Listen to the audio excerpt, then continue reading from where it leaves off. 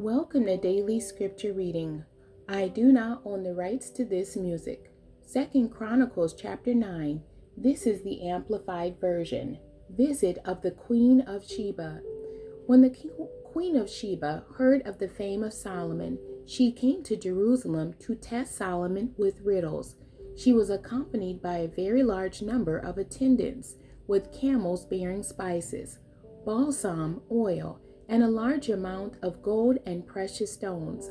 And when she came to Solomon, she talked with him about all that was on her mind.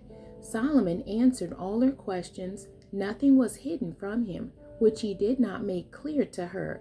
So when the Queen of Sheba saw the depth of Solomon's wisdom, and the house which he had built, and the food of his table, the vast seating order of his officials, the attendance and service of his ministers, and their attire, his cupbearers in their attire, and his stairway by which he went up to the house of the Lord, she was breathless.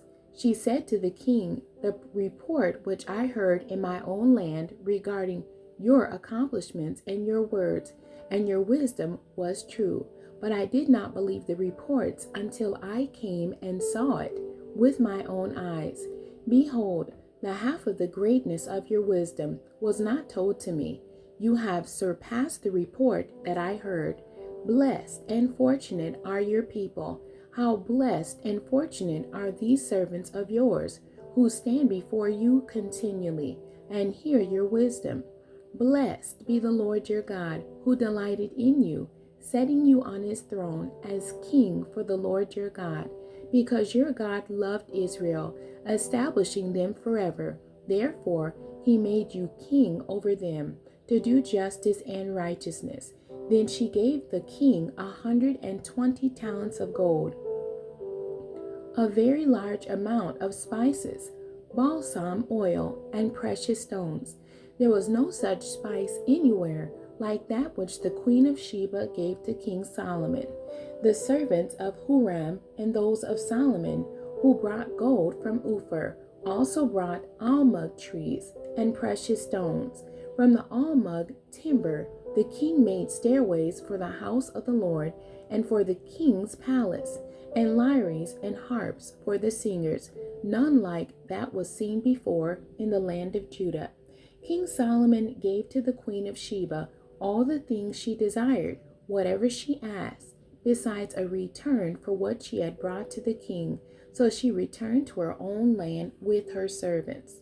Solomon's wealth and power.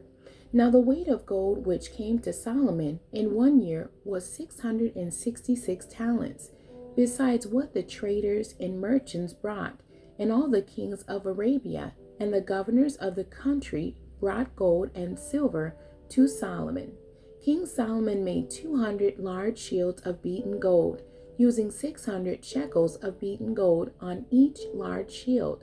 And he made 300 smaller shields of beaten gold, using 300 shekels of gold on each shield. And the king put them in the house of the forest of Lebanon. Moreover, the king made a great throne of ivory and overlaid it with pure gold.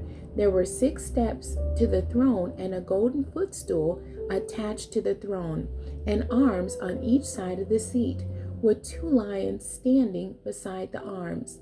Also, 12 lions were standing there, one on each side of the 6 steps.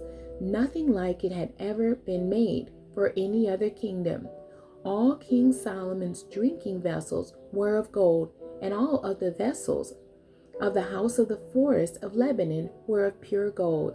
Silver was not considered valuable in the days of Solomon, for the king's ships went to Tarshish with the servants of Huram. Once every 3 years, the ships of Tarshish came bringing gold and silver, ivory and apes and peacocks. So King Solomon surpassed all the kings of the earth in wealth and wisdom, and all the kings of the earth were seeking the presence of Solomon to hear his wisdom, which God had put into his heart. Each man brought his gift, articles of silver and gold, garments, weapons, spices, horses and mules, so much year by year. Now Solomon had 4,000 stalls for horses and chariots, and 12,000 horsemen, and he stationed them in the chariot cities, or with the king at Jerusalem. He ruled over all the kings from the Euphrates River to the land of the Philistines, and as far as the border of Egypt. The king made silver in Jerusalem as common as stones, and cedar wood as plentiful as the sycamore fig trees that are in the lowland. And they were importing horses for Solomon from Egypt and from all the other countries. Now the rest of the acts of Solomon, from the first to the last, are they not written in the records of Nathan the prophet, and in the prophecy of Ahijah the Shilonite, and in the visions of Iddo the seer concerning Jeroboam the son of Nebat? Solomon reigned 40 years in Jerusalem over all Israel. Death of Solomon. And Solomon slept with his fathers in death. He was buried in the city of his father David.